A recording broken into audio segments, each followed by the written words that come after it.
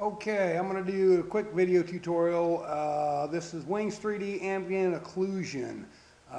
This is not a sculptress model, although I'll probably end up painting the rider there in sculptress. But just to show you, what you want to do is you want to have your model UV mapped. These are UV mapped to a couple separate textures. That's what's shown in the viewport right now. And I'm not quite done with it, so some of them aren't textured yet. But for a good ambient occlusion, basically what ambient occlusion does is it puts shadows on parts of the model where surfaces come together. To get it to be more of like a pre-light situation, what I like to do is add a plane underneath the model.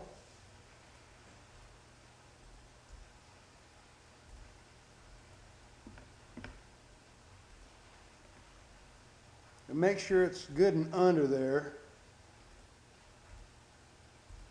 Don't want it really touching. I just want it to kind of add to the ambient occlusion and give it more of the feel of a shadow map.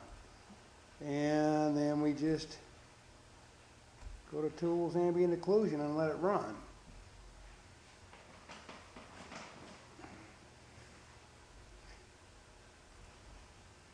Okay, and so now I've got to do a few things here. I want to edit the material so it'll show it.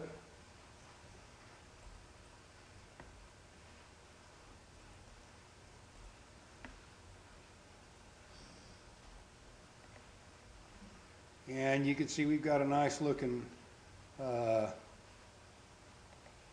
little ambient occlusion going on there on our model now. It just brings out some shadows in areas,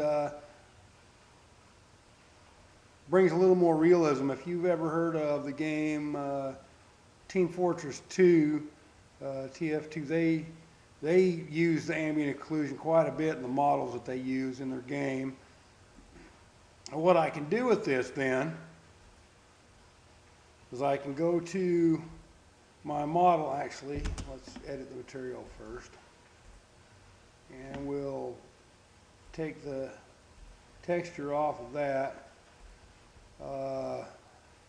Then we'll go to this part that's got the paint area, and we'll go to UV mapping. And I can create the texture, draw faces, draw edges, and in my options I'm going to say just the border edges, use the vertex color.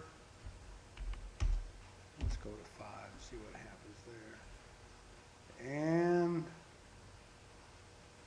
background, let's change that color back to a nice white. The alpha down. We did say white, didn't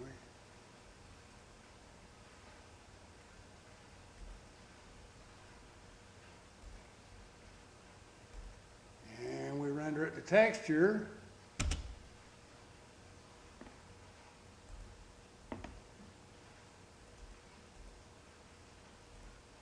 And now I'll have to rename this image, but it's rendered to the texture. And what I can do is I can take this into, I use paint.net, use Photoshop or whatever, and you can apply it as a layer over your model, or in Blender and a few of the other gaming engines you can actually take it in as a second texture, and you can put it in the channel for ambient occlusion, and it'll blend it in that way. Either way, this makes a nice little shadow map for your model. And that's it.